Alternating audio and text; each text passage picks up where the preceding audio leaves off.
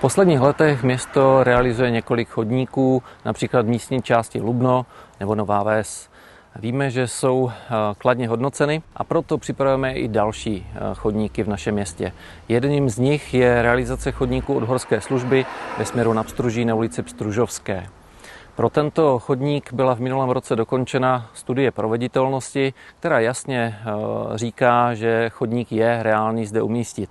Proběhla již 2 setkání s majiteli dotčených pozemků, na kterých se nám povedlo získat většinu souhlasů se stavbou tohoto chodníku.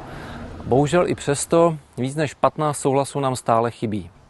A bez těchto souhlasů nemůžeme dále pokračovat v přípravě výstavby chodníku.